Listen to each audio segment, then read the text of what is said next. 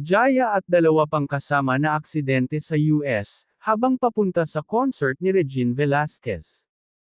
Binangga ang sinasakyang jeep na SUV ng singer na si Jaya, kasama ang kanyang kaibigang doktora, tiyahin at ilang kaanak nito. Patungo sila sa Graton Casino, para sa concert ng Asia's Songbird na si Regine Velasquez. Base sa ipinost ni Jaya sa kanyang Instagram account, ay malakas ang impact ng pagkakabangga sa likod ng sasakyan nila, dahil halos madamay ang ikalawang row ng SUV, at matanggal ang bumper nito. May dumating namang medic para dalhin sila sa hospital.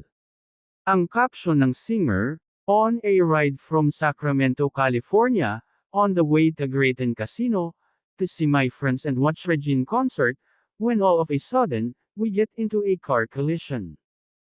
My friend's Dr. Josephine Weber was driving and with us was Auntie Merly Escolta, her cousin, when suddenly we get hit from the back. I am doing okay but my friends are being checked, and they will be alright, by God's grace," ani Jaya.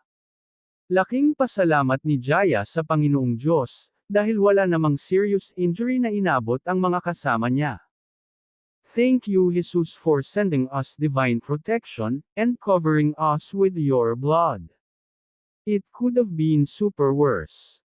I'm glad Doc and Auntie Merles are okay. Dagdag pa ni Jaya, "Thank you Lord for making it another day. I am grateful for your mercy and grace. Praise your holy name." At ang payo niya sa mga commuters, please wear your seatbelts, at all times when you are in a vehicle, especially if you're a backseat passenger. Dahil sa nangyari ay nagsabi na si Jaya, na hindi na sila nakapunta sa concert ni Regine na kaagad namang nag-alala ang huli. Tanong ni Songbird, "Oh my goodness are you okay?" Sagot ni Jaya, "Love you mare. Sorry di ako nakarating sa concert mo."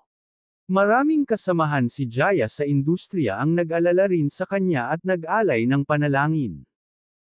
Komento ni Vina Morales, "My love and prayers to all of you die. God is good all the time." Sabi naman ng It's Showtime host na si Ami Perez Castillo, "Thank you Jesus. Ingat mare Jaya. God bless." Comment ng kapatid ni Jaya sa Cornerstone Entertainment na si Eric Santos, "Praise God you are all okay ate." Nag-post din ang kaibigan ni Jaya na si Dr. Vicky Bello, aniya, "Praying that everyone will be okay.